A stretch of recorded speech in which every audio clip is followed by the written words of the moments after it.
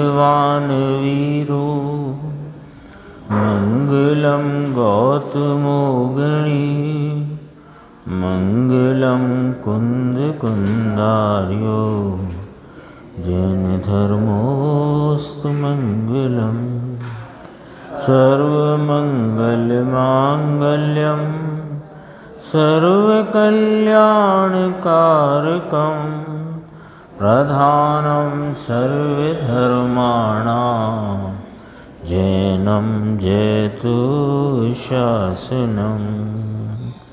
मैं नमो तीर्थनायक को नमो ओंकार वाणी को नमो उन कुंद प्रभु को जिन्होंने ओंकार धारण की। अहो उपकार जिनवर का कुंद का दिव्य वाणी का जिन कुंद ध्वनि दाता उनका हान स्वामी का। नमः समय साराय स्वानुभूत्या चकासते चित् स्वभावाय भावाय सर्वभावांतर छुबे।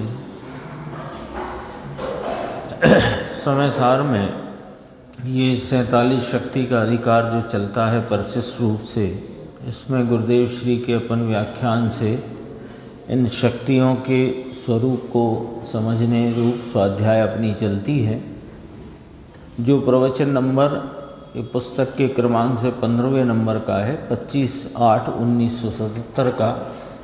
कल भी आधा चला, आज आधा चला और लगभग पूरे प्रवचन में परिणम्य परिणामकत्व शक्ति, पूरे प्रवचन में एक शक्ति की चर्चा चली है ना, 15-20। तो कल अपनी चर्चा हो गई थी। आज का जो अंश अपन ने गुरुदेव श्री का सुना उसमें 2 बिंदु मुख्य आए हैं, उस पर अपन थोड़ी चर्चा करते हैं। पेज नंबर इसमें हिंदी में है 242 और गुजराती में 183 87 88 188। देखो कहते हैं कि ये परिणम्य परिणामकत्व शक्ति, कल अपनी चर्चा हुई थी।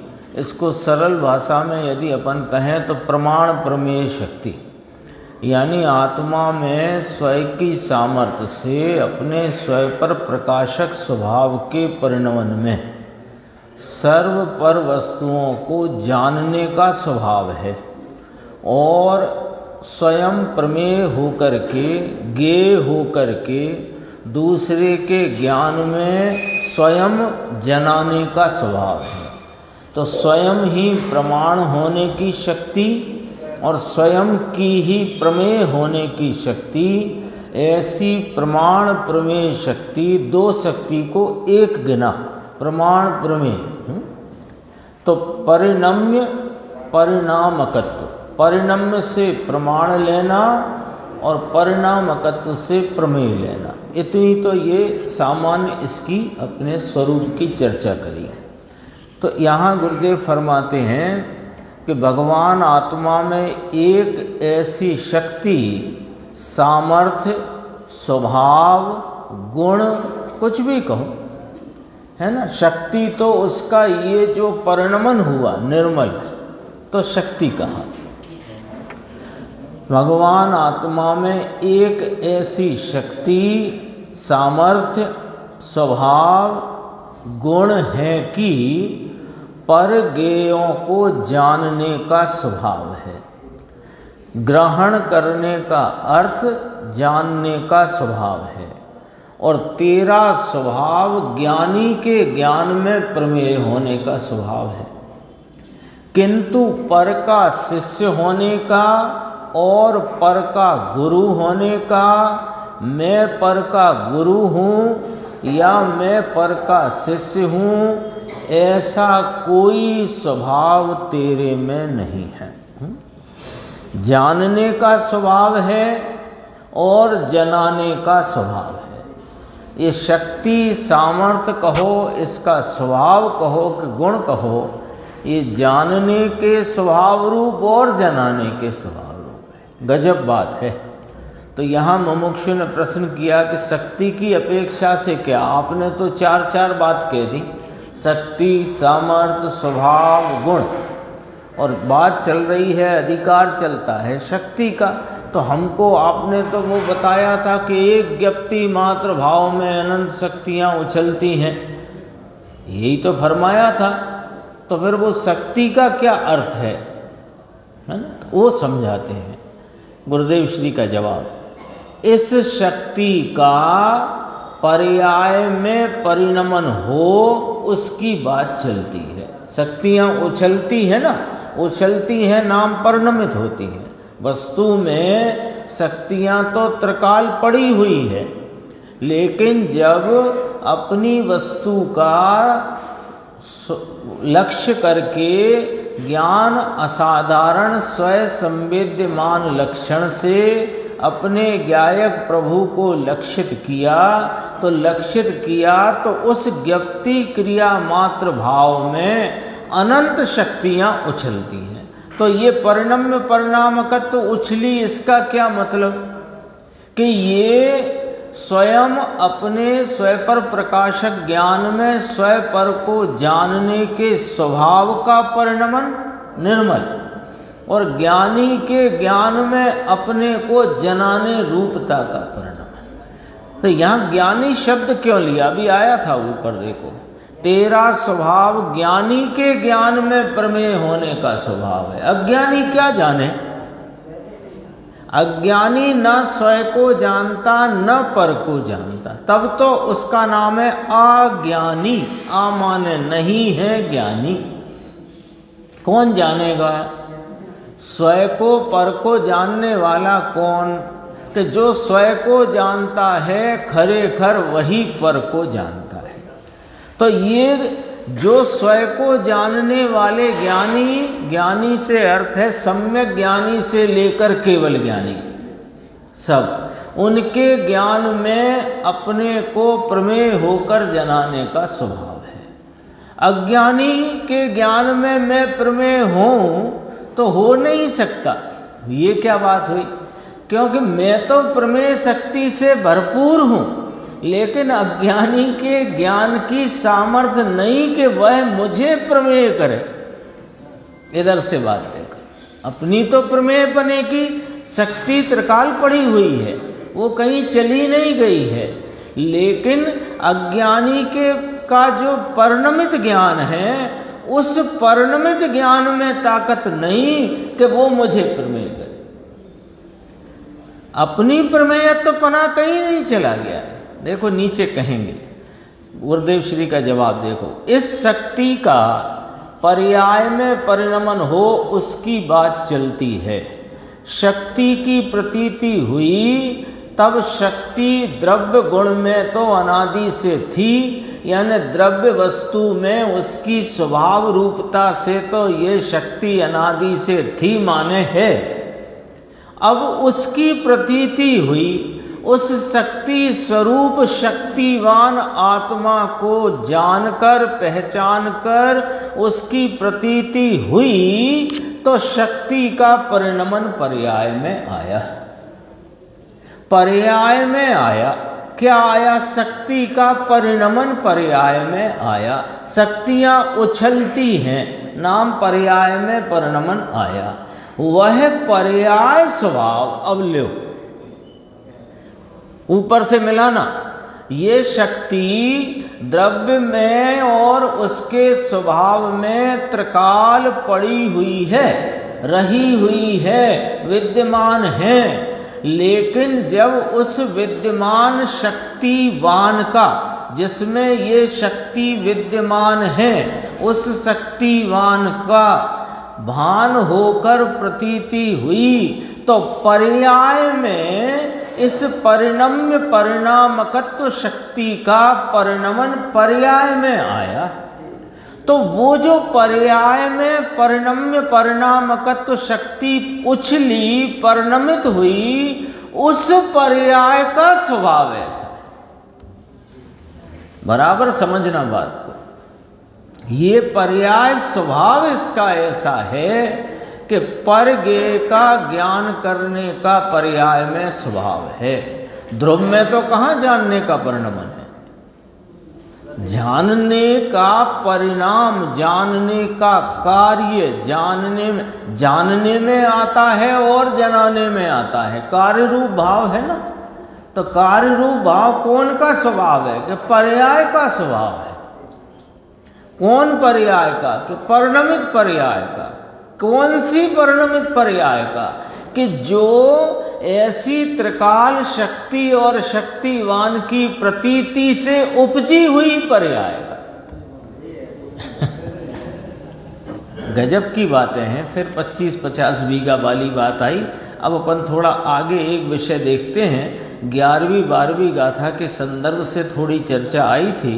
वो बात अपने को यद्यपि सबको पता है, फिर भी वो बात दृढ़ करने के लिए अपन यहाँ चर्चा करते हैं। और नहीं कभी किसी को समझ आई हो, सुनी ना हो, तो वो बात स्पष्ट हो जाएगी। देखो 245 पेज है यहाँ पर, वहाँ 190 पेज गुजराती में देखना। शुभ योग, तो पहले तो एक बात इतनी कही, यहाँ से बात प्रारंभ हुई। शुभ योग तो मोक्ष का मार्ग है ऐसा, और शुभ योग से आत्मा का शुद्ध भाव होता है ऐसा जो कहते हैं। शुभ योग समझ गए ना, शुभ राग। शुभ राग दया दान व्रत भक्ति पूजा का राग, ये मोक्ष का मार्ग है और इससे आत्मा का शुद्ध भाव प्रकट होता है ऐसा जो कोई मानते हैं तो कहते हैं कि भैया यहाँ तो प्रभु इनकार करते हैं। प्रभु कहते हैं कि ना ना ना, शुभ योग से तो, शुभ योग ना तो मोक्ष का मार्ग है, न शुभ योग से शुद्धता प्रकट होती है। इनकार करते हैं। तो फिर शुभ योग क्या है अथवा शुभ राग क्या है? वो दया का, दान का, व्रत का, पूजा का, भक्ति का वो जो परिणाम साधक की भूमिका में उत्पन्न होता है, अधूरास में, कमजोरी से, अभी पूर्णता नहीं है, इस भूमिका में साधक को जो दया का, दान का, व्रत का, भक्ति का, पूजा का परिणाम उत्पन्न होता है, फिर वो क्या है? प्रश्न हो गया कि नहीं हो गया?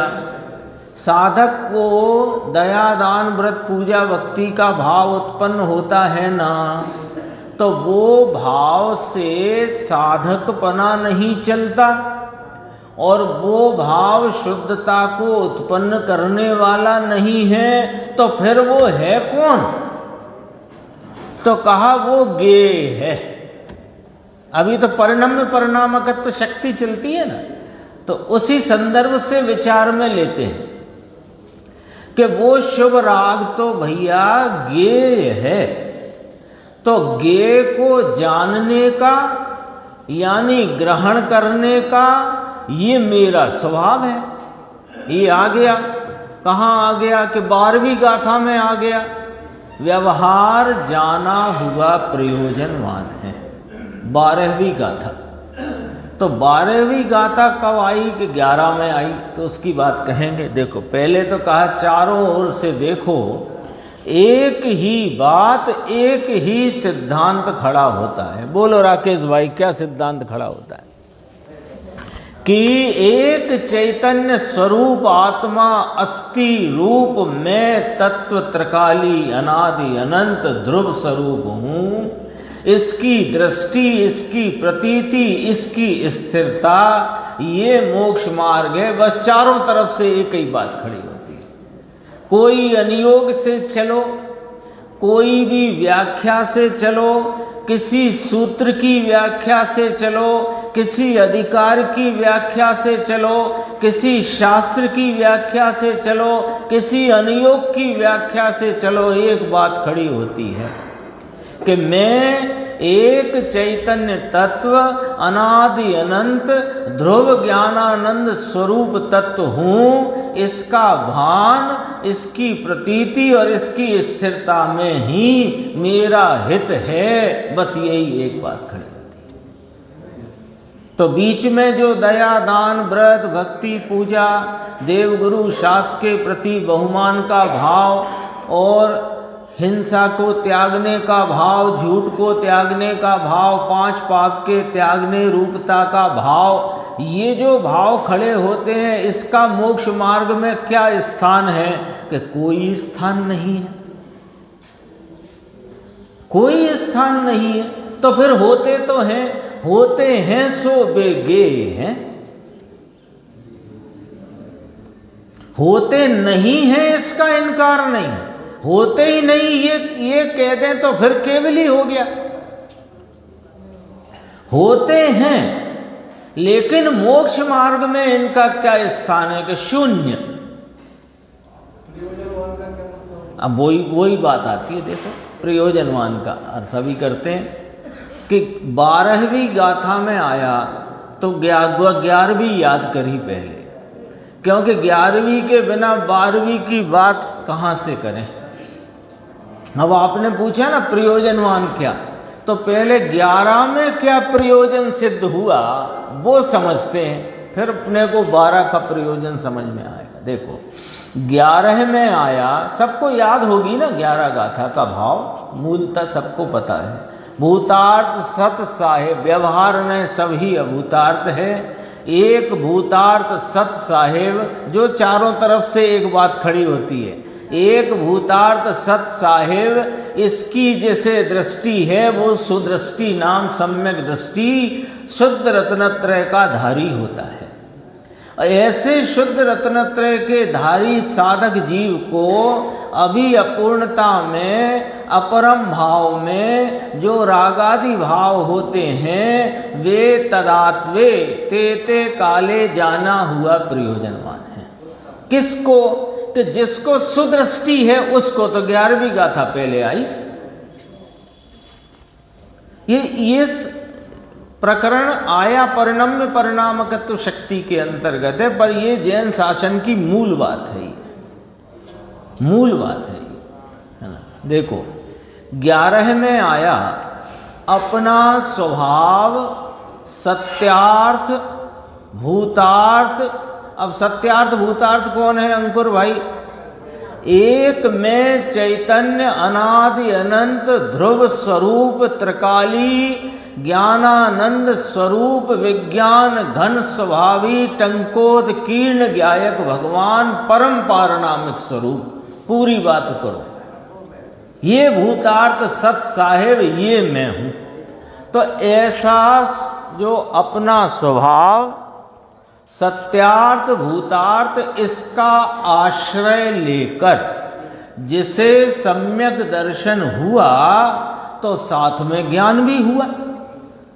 सम्यक ज्ञान हुआ कि ना हुआ? अब वो सम्यक ज्ञान क्या करता है? प्रयोजनवान पूछा ना आपने, रागादि भाव की ऊपर से व्याख्या आई, यानी कितनी बात आ गई? रिवीजन। रागादि भाव साधक की भूमिका में उपजने वाले, यानी अज्ञानी की भूमिका के शुभ भाव को तो शुभ कहते नहीं। क्यों? कि मिथ्यात्व का पोटला माथे बंधा है, यानी पहले ही गंदगी सिर पर है, अब उसमें थोड़ी बहुत केसर भी हो तो क्या काम की। समझ गए ना? तो अब ज्ञानी साधक की भूमिका में जो दया दान व्रत भक्ति के भाव हैं वे शुभराग हैं। उनका मोक्ष मार्ग में क्या स्थान है? कि शून्य है। तो होते हैं कि नहीं होते? कि होते तो हैं। क्यों होते हैं? अपूर्णता के कारण होते हैं, कमजोरी से होते हैं, पुरुषार्थ की हीनता से होते हैं, शेष रही कसायों के सद्भाव में होते हैं। तो वे होते हैं तो उनका यदि मोक्ष मार्ग में कोई स्थान नहीं, तो फिर उन्हें क्या समझा जाए? कि उनके साधक के लिए वे गेय रूप भाव हैं। गेय किस प्रकार हैं? कि तेते काले जाने ला प्रयोजनवान है। तो वो कहां आई बात? कि 12वीं गाथा में आई। 12वीं गाथा कहां से आई? कि 11वीं गाथा के बाद आई। तो 11वीं गाथा में क्या आया? कि भूतार्थ सत्यार्थ प्रभु अपना चैतन्य भगवान अकारण पारिणामिक तत्व, इसका आश्रय लेकर सम्यक दर्शन हुआ तो साथ में सम्यक ज्ञान हुआ। तो सम्यक दर्शन का कार्य क्या कि इस भूतार्थ सत्यार्थ साहिब की प्रतीति रूप प्रवर्तन करना, ये तो सम्यक दर्शन का कार्य हुआ। तो सम्यक ज्ञान का कार्य क्या हुआ कि अपने स्वरूप को स्वरूप जानना और रागादि को रागादि रूप जानना, ये सम्यक ज्ञान का काम हुआ। भाई उपज प्रकट हुआ है तो कुछ काम है कि नहीं वहां पर?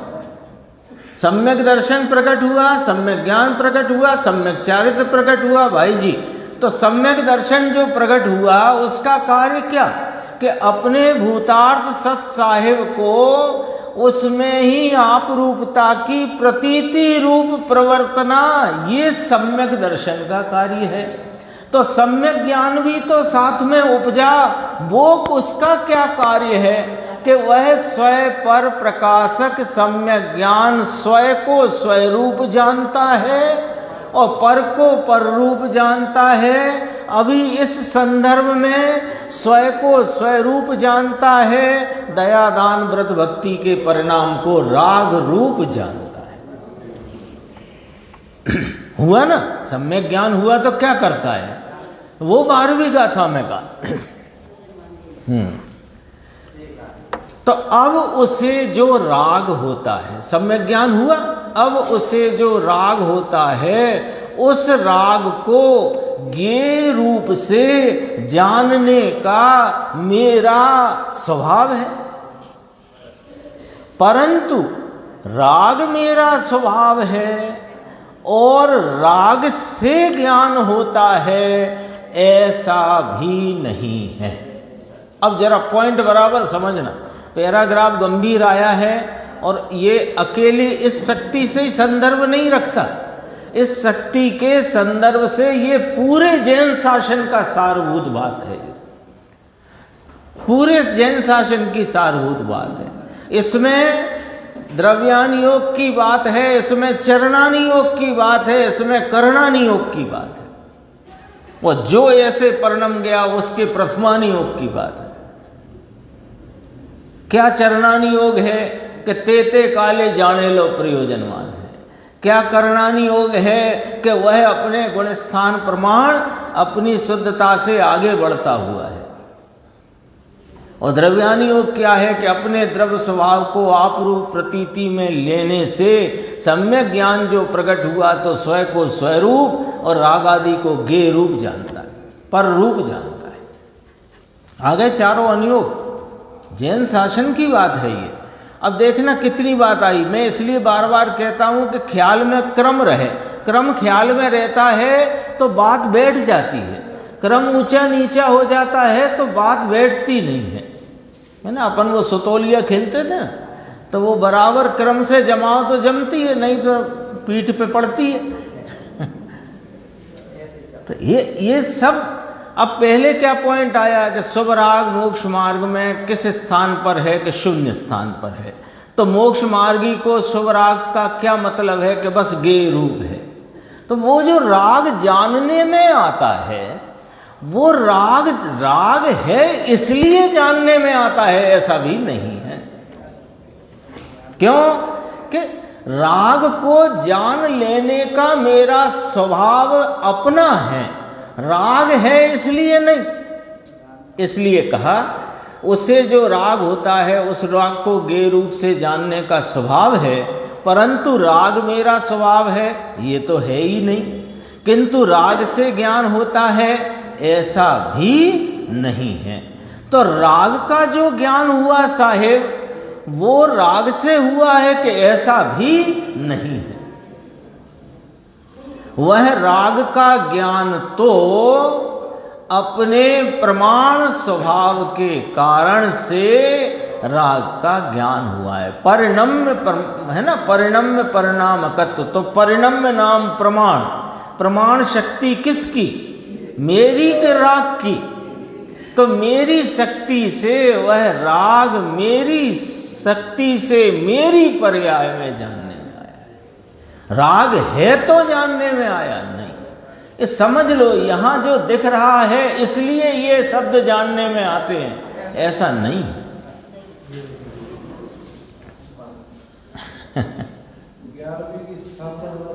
11वीं देखो, सच बताएं तो पूरा समय सार 11वीं गाथा है। 11वीं गाथा अकेला एक गाथा समय सार है। फिर उसके पूर्व की जो गाथाएं हैं वे भूमिका रूप हैं और 11वीं को बताने रूप हैं, और 12वीं 11वीं के बाद में क्या हुआ सो बताने की है। पहली में तो मंगलाचरण है, दूसरी में कहा हम क्या कहेंगे, तीसरी में कहा कि जगत में जितने द्रव्य हैं वे सब अपने अपने गुण पर्याय के चक्र को चूमते हैं, वस्तु व्यवस्था बता दी।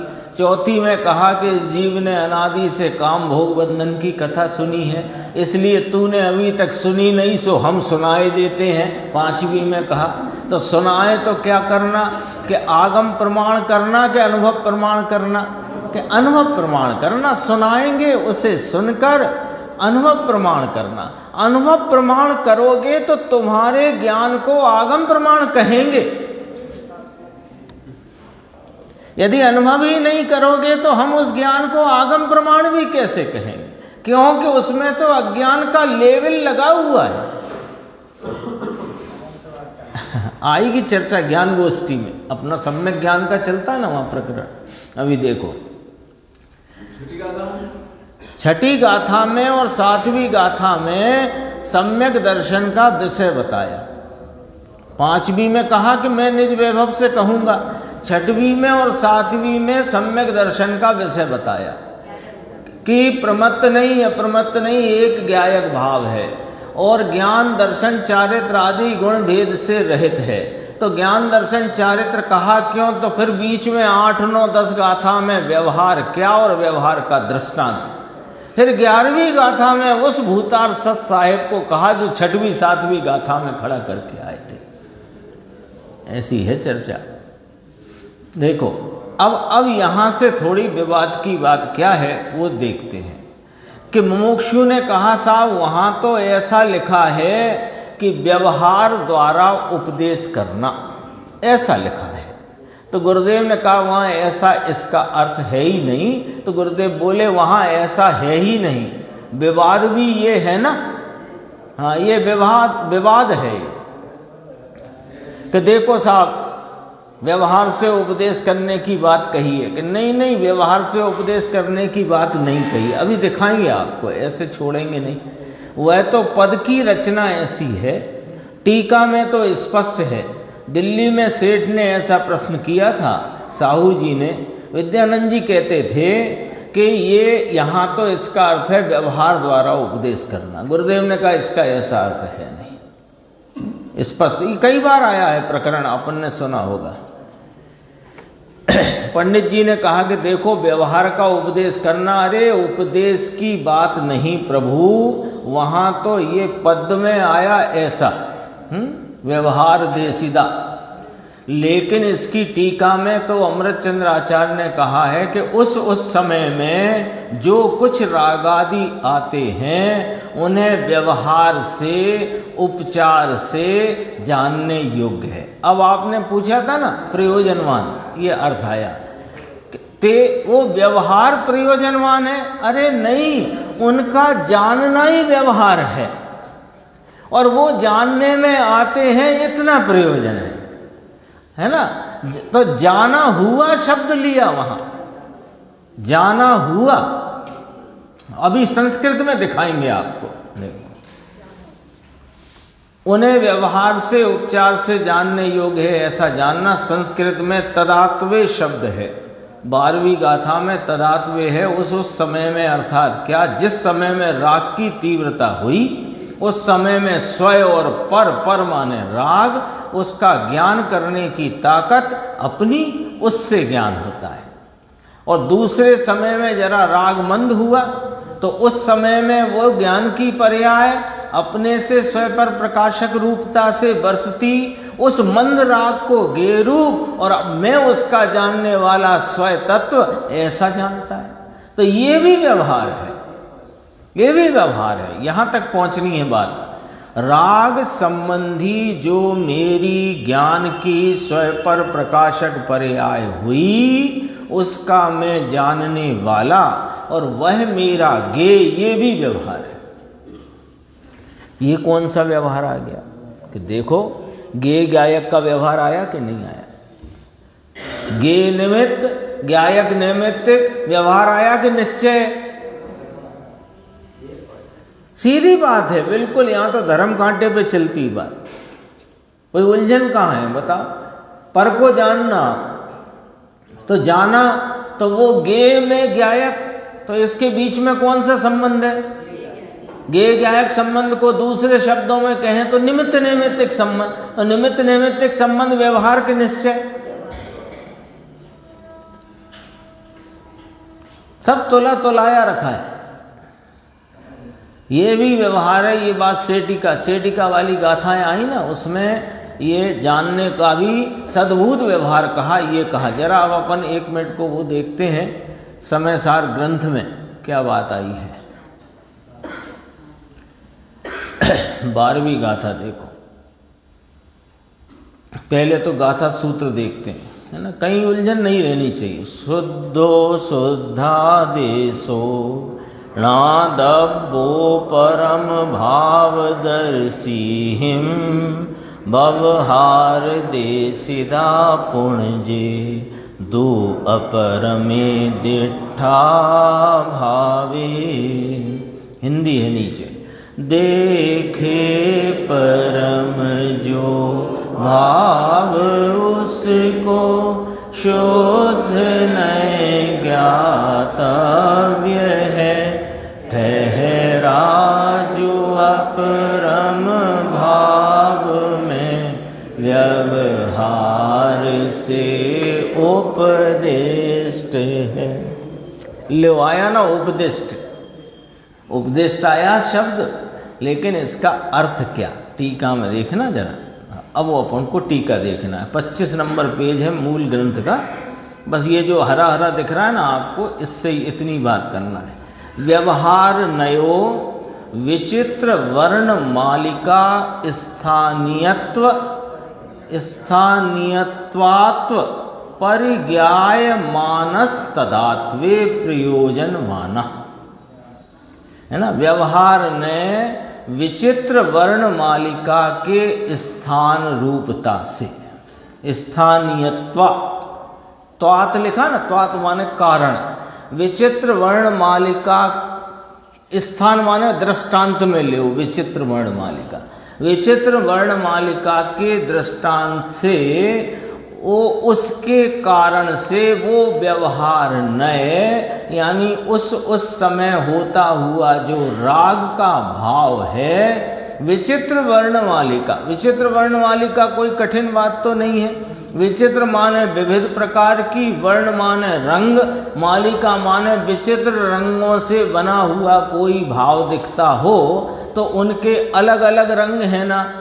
जो अभी गुरुदेव ने कहा तीव्र राग आया तो तीव्र राग जानने में आया, मंद राग आया तो मंद राग जानने में आया। इसका नाम विचित्र वर्ण मालिका। क्योंकि साधक की भूमिका में अभी जो अधूरास है, अपूर्णता है, और वहाँ कषाय का भाव शेष है, वहाँ पर कषाय एक रूप नहीं रहती, तीव्र मंद होती है। तो तीव्र हुई तो तीव्र रूप जानने में, मंद हुई मंद रूप जानने में। तो वो जो तीव्रता मंदता का भाव है वो विचित्र वर्ण मालिका के स्थान पर रखो। और फिर त्वात शब्द आया, स्थानीय त्वात, उसके कारण। परिज्ञायमानस तदात्वे, परिज्ञायमान जाना हुआ। देखो फर्क है ना। ज्ञायमानस तदात्वे, ज्ञायमान माने जाना हुआ, ज्ञेय रूपस तदात्वे नहीं लिखा, ज्ञायमानस तदात्वे। ये अपने को लगता ना जाना हुआ प्रयोजनवान शब्द कहां से आ गया। यहां से आ गया। जाना हुआ क्यों? अरे स्वपर प्रकाशक रूप परिणमती अपनी ज्ञान की सामर्थ्य का प्रति समय परिणमन है। तो जिस समय राग है उस समय वह राग को राग रूप और उसी समय आत्मा को आत्मा रूप जानते हैं। तो ज्ञायमान हो गया ना वो भाव, तो जानने में आ ही गया ना। जानने के लिए नहीं, जानने में आता हुआ ज्ञायमानस तदात्वे।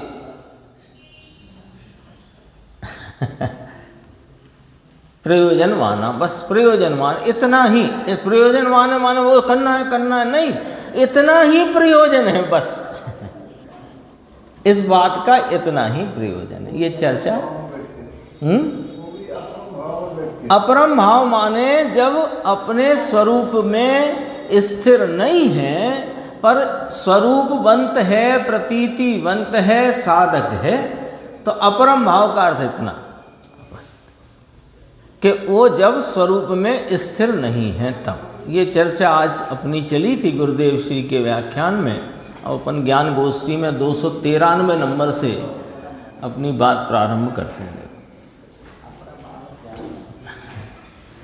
11 अंग और 9 पूर्व का ज्ञानी। अब उसे ज्ञानी उपचार से कहा है तो अज्ञानी। ज्ञानी क्यों कहा? उस संबंधी क्षयोपशम ज्ञान को धरने वाला होने से। तो 11 अंग 9 पूर्व का ज्ञानी पंच महाव्रत का पालन करे, तथापि आत्मज्ञान करने में अब उसे और क्या शेष रह गया है? 11 अंग 9 पूर्व का पाठी कहो, है ना?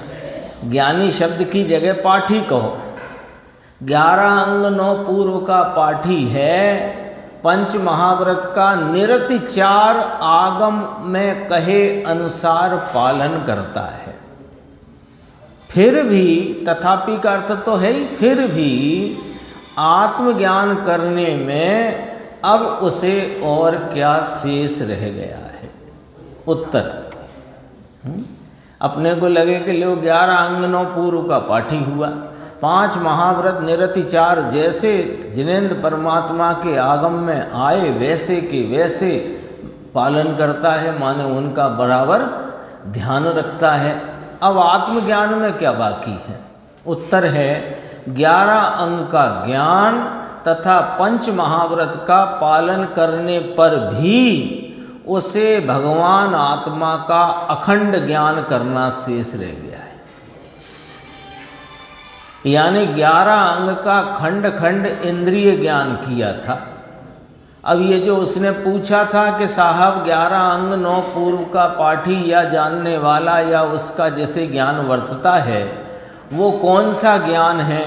कि भैया वो खंड खंड इंद्रिय ज्ञान है। और आत्मा का उसने फिर पूछा था आत्मज्ञान करने में क्या शेष रह गया? तो पहले तो यही अंतर समझ लो अपन आराम से कि 11 अंग 9 पूर्व संबंधी जो क्षयोपशम में जान पना है वह, और आत्मज्ञान वह, दोनों में क्या अंतर है ना? पहले ये समझ लो। तो कहा कि 11 अंग और 9 पूर्व का ज्ञान इंद्रिय ज्ञान है, खंड खंड ज्ञान है, और आत्मज्ञान अखंड ज्ञान है, अतीन्द्रिय ज्ञान है। क्योंकि आत्मा इंद्रिय गोचर है ही नहीं, तो इंद्रिय ज्ञान से आत्मा जानता ही नहीं, और इंद्रिय ज्ञान द्वारा आत्मा जानने में आता है। तो खंड खंड में लिया उसको। 2 बातें आ गई सामने कि 11 अंग 9 पूर्व का पाठी वो जो ज्ञान है वो कैसा है? इंद्रिय ज्ञान है, खंड खंड ज्ञान है। और आत्मज्ञान में अब क्या शेष है? कि पहले सुन तो लो आत्मज्ञान क्या होता है। कि आत्मज्ञान अखंड ज्ञान है, अतीन्द्रिय ज्ञान है। आगे दोनों के फर्क आ गए ना, तो अब उत्तर समझ में आ जाएगा। 11 अंग का खंड खंड इंद्रिय ज्ञान किया था, वह खंड खंड ज्ञान परवश होने से दुख का कारण था। परवश क्या? पराश्रित होने से। परवश का अर्थ है पराश्रित।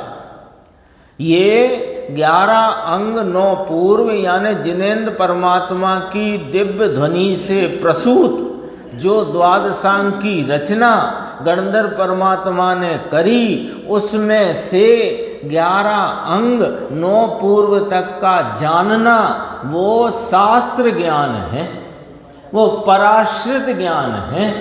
तो वो पराश्रित होने से दुख का कारण है। पॉइंट समझो, शास्त्र ज्ञान दुख का कारण के, हाँ, पराश्रित होने से दुख का कारण।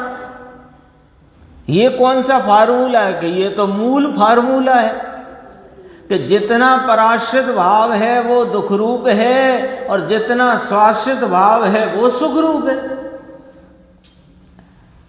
तो शास्त्र ज्ञान कौन सा पराश्रित भाव है कि स्वाश्रित भाव है? पराश्रित है तो दुख का कारण है कि नहीं? तो ये छोटा मोटा शास्त्र ज्ञान तो दूर रहो, अभी तो 11 अंग 9 पूर्व की बात चलती। 2-4 शास्त्र लिखे, 10-20 छपे, वो नहीं, तो 11 अंग 9 पूर्व को उसके संदर्भ से प्रश्न आया है। तो वह खंड खंड ज्ञान, इंद्रिय ज्ञान परवश होने से, पराश्रित रूप होने से दुख का कारण था।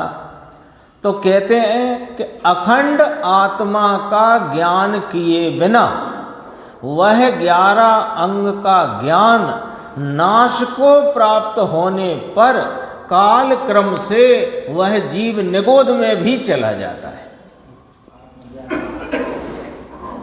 नाश हो जाता है। कि हाँ, वो खंड खंड ज्ञान है, इंद्रिय ज्ञान है, वो नाश हो जाता है। जो अखंड आत्मा का अतीन्द्रिय ज्ञान है ये नाश को प्राप्त नहीं होता, ये उत्तरोत्तर वृद्धि को प्राप्त होता है और पूर्णता को प्राप्त करता है। एक दिन बात की थी अपन ने कि साथ क्या जाता है? कि साथ तो बस एक आत्मज्ञान ही जाता है। तो कहा साहब वो कर्म भी तो जाते हैं। तो अरे तो कर्म में जाते हैं, तुम्हारे साथ जाते हैं क्या? ऐसा कोई को लगे कि क्या लेके जाएगा, कि पुण्य पाप किए वे लेके जाएगा। अरे पुण्य पाप को पुण्य पाप ले जाएगा, तुम कैसे ले जाओगे? वो निमित्त नैमित्तिक संबंध रह जाता है और होता है, बनता है, वो अलग बात है। लेकिन कर्म को तुम कैसे ले जाओगे भैया? तुम्हारी वस्तु है, फिर कैसे ले जाओगे? तो हमने शुभ अशुभ भाव किए, वे तो ले जाएंगे, वे तो हुए, खत्म हो गए, उन्हें कैसे ले जाओगे? तो फिर क्या ले जाओगे?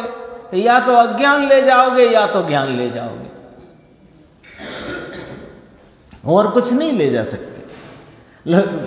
बाहर चलती है ना चर्चा कि ये धन दौलत संपत्ति स्त्री पुत्र कुटुंब परिवार सब यहीं छोड़ जाओगे। हम तो कहते हैं वो शुभ भाव अशुभ भाव किया वो भी मिट गया, वो भी नहीं ले जाओगे और कर्म भी नहीं ले जाओगे। सोचना विचारना आराम से, कौन ले जाता है कर्म को?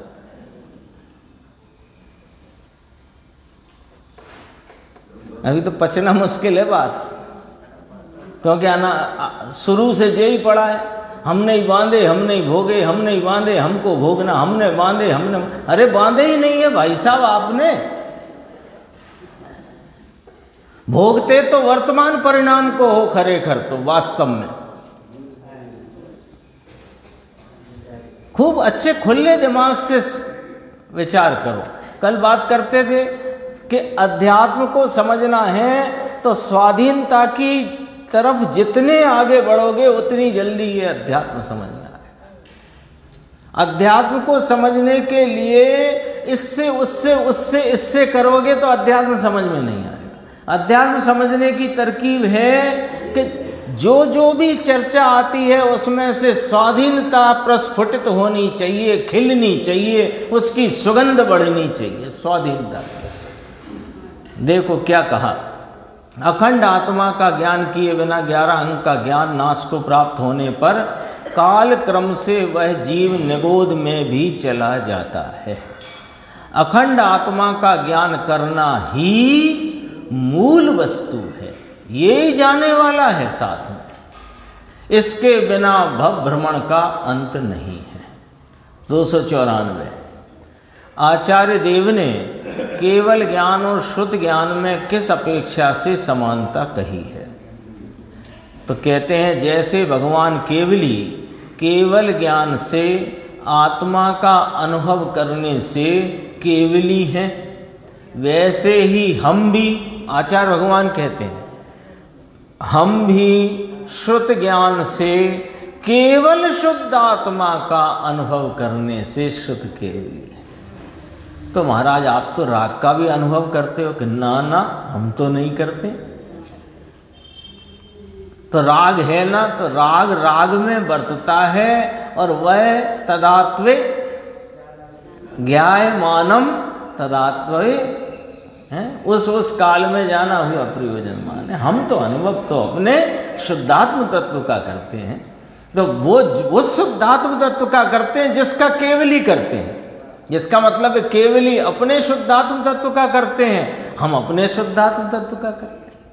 देखो जैसे भगवान केवली केवल ज्ञान से आत्मा का अनुभव करने से केवली है, वैसे ही हम भी शुद्ध ज्ञान से केवल शुद्ध आत्मा का अनुभव करने से शुद्ध केवली हैं, ऐसा आचार्य देव कहते हैं। अतः विशेष जानने की आकांक्षा से बस हो अलम अलम, आते हैं ना कलश में बात, स्वरूप निश्चलता ही रहते हैं, माने हम तो अपने स्वरूप में निश्चल ही रहते हैं, हम अपने स्वरूप से चलायमान होते ही नहीं हैं। देखो मुनि अपनी दशा की बात करते हैं कि केवली की तरह हम भी केवल शुद्ध आत्मा का, यहाँ वो शुद्ध आत्मा के साथ केवल शब्द लगाया है यशवंत भाई, देखो केवल शुद्ध आत्मा का, केवल शुद्ध आत्मा का अनुभव करने से शुद्ध केवली हैं। जिस प्रकार अमृत कुंड को कोई सूर्य के प्रकाश से देखे और कोई उसी अमृत कुंड को दीपक के प्रकाश से देखे, तो दृष्टि गोचर वस्तु में, यानी जो वस्तु देखी जा रही है उसमें कोई अंतर नहीं है। उसी प्रकार केवली तो केवल ज्ञान सूर्य से अमृत कुंभ आत्मा को देखते हैं और श्रुत केवली दीपक समान श्रुत ज्ञान से अमृत कुंभ आत्मा को देखते हैं। पीछे कहा था केवल शुद्ध आत्मा को। यद्यपि सूर्य और दीपक के प्रकाश में अंतर है, तथापि उनके द्वारा, यानी सूर्य के प्रकाश और दीपक के प्रकाश के द्वारा देखी गई वस्तु में कोई अंतर नहीं है, ऐसा कहकर केवली के साथ श्रुत केवली नाम आचार्य भगवंत ने अपनी समानता की। केवली श्रुत केवली की बात। 295 सूक्ष्म उपयोग का अर्थ क्या है? कि अंदर आत्मा ध्रुव वस्तु पड़ी है, उसको पकड़ने वाला उपयोग सूक्ष्म है, और जो पुण्य पाप के परिणामों में ही रुक जाए वह उपयोग स्थूल है। सरल सीधी परिभाषा, जो पुण्य पाप के परिणामों में रुकता है वह उपयोग स्थूल है, जो अपने ध्रुव तत्व ज्ञायक भगवान को पकड़ता है वह उपयोग सूक्ष्म है। तो उसने पूछा फिर आगे कि साहेब उपयोग सूक्ष्म कैसे हो? तो कैसे हो कि जो सूक्ष्म है उसे देखने में लगे वो उपयोग सूक्ष्म है। सीधी बात। फिर उसको गुरुदेव समझाते हैं, अंदर में आत्म वस्तु अचिंत्य सामर्थ्य वाली पड़ी है। अचिंत्य का अर्थ समझ गए अंकुर भाई? अचिंत्य, क्योंकि कुछ लोग अभी हिंदी कम जानते हैं। अचिंत्य माने आ माने नहीं, चिंत माने चिंतन, यह लगाकर चिंतन के योग्य, जो चिंतन में भी ना आ सके ऐसा अचिंत्य है ना ये, क्योंकि चिंतन से अगोचर है ये वस्तु, अनुभव गोचर है ये वस्तु। आत्मवस्तु अचिंत सामर्थ्य वाली पड़ी है, उसकी रुचि करे। उसकी रुचि करेगा तो क्या होएगा कि उपयोग सूक्ष्म होकर अंदर में झुकता है और उसको पकड़ता है। एक और लेते हैं, देखो, धारणा का विषय आत्मा है कि नहीं है। ये बहुत गजब का उत्तर है इसका। धारणा समझ गए? धारणा माने विकल्पात्मक ज्ञान। हाँ, विकल्पात्मक ज्ञान में जो वस्तु के संबंध में स्मरण रूप रहता भाव है, याद रहता भाव है, उसे धारणा कहना। पहले तो धारणा ही समझ लें क्या है। धारणा का विषय आत्मा है कि नहीं है। अब प्रश्न ये है, धारणा माने क्या? विकल्पात्मक ज्ञान, याद रहता हुआ ज्ञान। याद रहता हुआ विकल्पात्मक ज्ञान, उसको धारणा कहते हैं। तो इसका विषय आत्मा है कि नहीं, ये प्रश्न पूछा गया है। देखना अब जरा, है भी और नहीं भी है, दोनों बातें हैं इसमें। कोई कह के नहीं है तो नहीं है कैसे? हमें याद है कि आत्मा ज्ञायक चिदानंद अनादि अनंत वस्तु तत्व है, हमें याद है कि नहीं है? तो आत्मा विषय हुआ कि ना हुआ, है ना? और फिर कह रहे हैं नहीं है का मतलब उससे आत्मा अनुभव में नहीं आता, इसलिए विषय नहीं है। दोनों बातें सही हैं। अब दोनों कैसे सही हैं वो समझना है। ये तो गुरुदेव श्री की कोई अपार महिमा है कि आधी लाइन का प्रश्न और जवाब पूरा अंदर की गहराई से खींच के देते हैं। क्योंकि सामान्य हो ना कोई व्यक्ति, तो इसका जवाब ऐसे दे दे, धारणा का विषय आत्मा है कि नहीं, तो क्या अनुभव में नहीं आता आत्मा, धारणा से हो गया जवाब, जाओ घर जाओ। लेकिन कितना खुलासा करते हैं, देखो, बाहर के उघाड़ में होने वाली धारणा का विषय आत्मा नहीं है। बाहर के माने बहिर्मुखता, शास्त्र उपदेश की सन्मुखता, उपदेश के आश्रय से, शास्त्र के आश्रय से बरतने वाला जो ज्ञान धारणा रूप परिणमित हो, उसका विषय आत्मा नहीं है। एक पॉइंट ये रखना पड़ेगा हाशिए में। इतना नहीं है कहा ना, अब इसे हाशिए में मतलब एक साइड रखो पेटे में। क्या क्या बात आ गई? बाहर के उघाड़ में होने वाली, बाहर का उघाड़ माने शास्त्र के लक्ष्य से, उपदेश के लक्ष्य से बरतते हुए विकल्पात्मक ज्ञान रूप जो याद रहने रूपी धारणा है, उसका विषय आत्मा नहीं है। किंतु सम्यक मति ज्ञान में आत्मा को जानकर जो धारणा हुई है, उसका विषय आत्मा है। लो,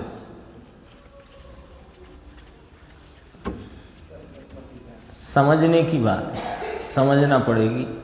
सम्यक मति ज्ञान में यानी अपने सम्यक मति शुद्ध ज्ञान के द्वारा जो आत्मा के संचेतन पूर्वक, उसके आनंद के आस्वादन पूर्वक, जो स्वरूप की प्रतीति रूपता सहित आत्मा का जो जानपना हुआ, और अब जो धारणा है, यानी स्वरूप संचेतन और आनंद के आस्वादन सहित स्वरूप की प्रतीति पूर्वक अब जो धारणा है आत्मा की, वो जो धारणा, उसका विषय आत्मा है।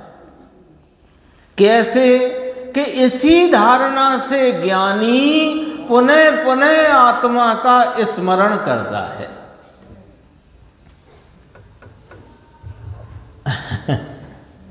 तो अज्ञानी भी तो कर सकता है कि अज्ञानी पराश्रित या शास्त्र आश्रित, उपदेश आश्रित विकल्पात्मक ज्ञान में जाने हुए आत्मा का स्मरण बाह्य रूप ही करता है। वो निर्विकल्पता को प्राप्त नहीं हो सकता ना, वो तो विकल्पात्मक ज्ञान है। तो ज्ञानी क्या करता? देखो, धारणा का विषय आत्मा है भी और नहीं भी है।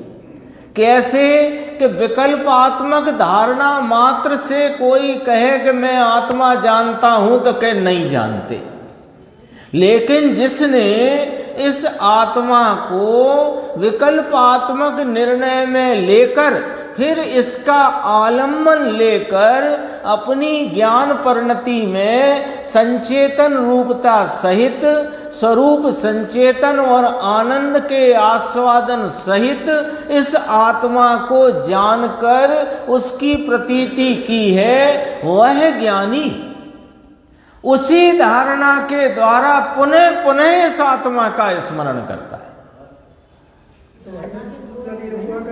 मिथ्या दृष्टि की जो धारणा है वो धारणा आत्मा का विषय नहीं बना तो नहीं है। सम्यक दृष्टि का जो सम्यक दृष्टि की जो धारणा है अभी नहीं, धारणा है ना। देखो अभी सम्यक दृष्टि ने प्रतीति तो कर ली, उपयोग बाहर में चला गया। अब उपयोग बाहर में चला गया तो उपयोग अंदर में कैसे आएगा कि वो जो धारणा में जाना हुआ जो अपना आत्म स्वरूप है उसे अभी वह विकल्प रूप से स्मृति में लेता है, फिर विकल्प तोड़कर फिर अंदर निर्विकल्प हो जाता है, तो वो धारणा के द्वारा आत्मा को विषय बनाता है। अज्ञानी की धारणा का विषय आत्मा नहीं है, शास्त्र है।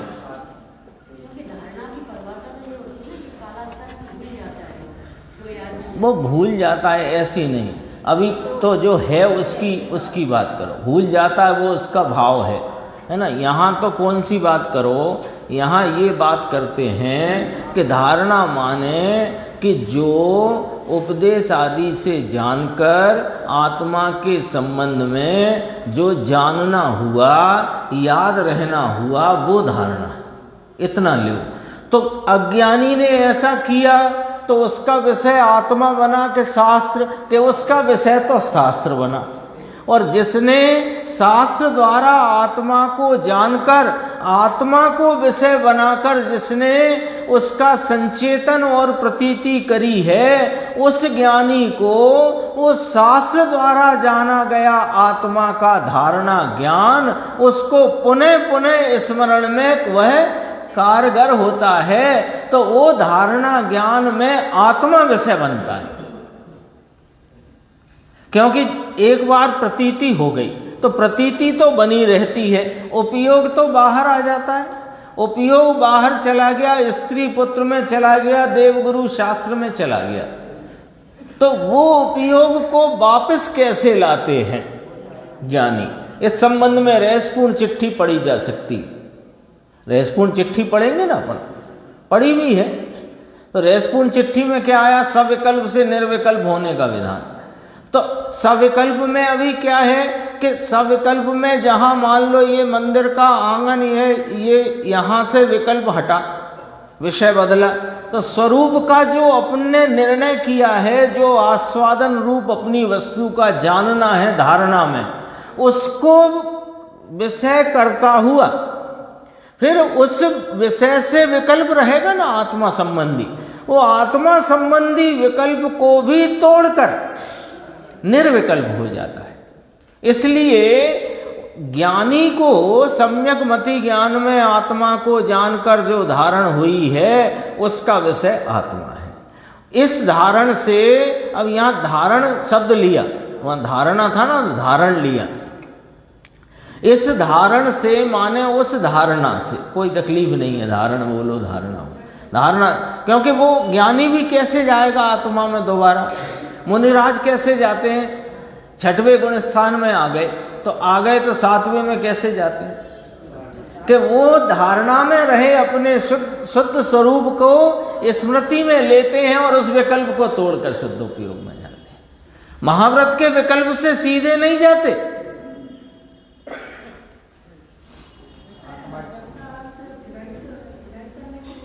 क्या धारणा माने? सीधी बात है, अभी नीचे का पढ़ लो तो मालूम पड़ जाएगा। धारणा का अर्थ है याद रहने रूप जानना। हाँ, वही इतना ही अर्थ है धारणा का, सब जगह यही अर्थ है। स्मरण होता है अर्थात निर्विकल्प दशा हुए, इसलिए पढ़ना पड़ रहा है ये, क्योंकि वो पीछे का स्पष्ट नहीं, बस पढ़ूंगा इसे लेंगे अपन कल।